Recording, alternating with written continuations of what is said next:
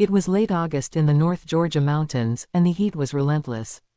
I knew my body didn't handle it well, but I decided to hike anyway. At first, it was lovely. Under the trees, everything felt cooler and quieter. Until I reached my street. It's steep and unshaded, and that day it felt unforgiving. As I stood at the bottom, a quiet thought crossed my mind. What if I made this easier? Took it slow, took breaks. But I ignored those reasonable thoughts and pushed through. That decision left me overheated, dizzy, and eventually lying flat in the road until a neighbor helped me home. Embarrassed and humbled, one realization stayed with me long after I recovered. My body and mind had been communicating with me the entire time. And I didn't listen. That moment revealed something I hadn't paid attention to before. My stress wasn't a failure. It was information. The fatigue, the mental fog, the tight jaw, the growing sense that everything felt heavier than it should, none of that meant I was weak or unfaithful. It meant I was carrying more than my system could reasonably hold. That assumption, that pushing through is always the better way, runs deep for many of us. When work piles up, we work longer. When people need us, we stretch thinner. When something feels heavy, we assume the faithful response is to carry more. For those of us who care deeply, who lead, serve, and take responsibility seriously, pushing through often feels like obedience. So this is worth naming gently. Stress does not automatically signal that it's time to work harder. And it doesn't mean we're failing at the work God has given us. Often, it's simply information, telling us we've been faithful for a very long time and are carrying a lot. From a simple neuroscience perspective, our nervous systems were designed for effort in seasons, not sustained pressure without relief.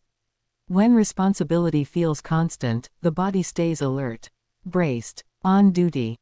Add guilt to the mix, the belief that we should always be doing more, and even when we stop working, something inside us keeps carrying the load. Scripture offers a different framework for understanding effort and responsibility. Psalm 127 NIV says this, "In vain you rise early and stay up late, toiling for food to eat, for he grants sleep to those he loves." That line is quietly disruptive. It doesn't scold effort or minimize responsibility. It simply reminds us that there is a point where striving stops being faithful and starts becoming unnecessary. God is not impressed by exhaustion. He doesn't require constant vigilance to keep the world, the work, or the outcomes intact. The psalmist isn't saying, "Don't work." He's saying, "You are not the one holding everything together." Sleep, in this verse, isn't just about rest at night. It's a picture of trust. It's the body's way of saying, "I am willing to stop because I believe God will continue working even when I don't." Which reframes stress in an important way. Peace doesn't begin when the load disappears. It begins when we understand what we're carrying and how we're carrying it. Our work matters. Our responsibilities are real. But the weight was never meant to rest entirely on our shoulders. Listening to the information. So today isn't about fixing your stress or changing your schedule. It's simply about listening. If stress is information, then the invitation is curiosity, not correction. To notice what your body and mind have been trying to tell you. Before we rush past that information or label it as weakness, what if we treated it as a message worth hearing? Here is a gentle question to sit with today. What might my stress be telling me about what I'm carrying? No solving, no deciding, just noticing. Because awareness is often the first act of trust, and listening is sometimes the most faithful response.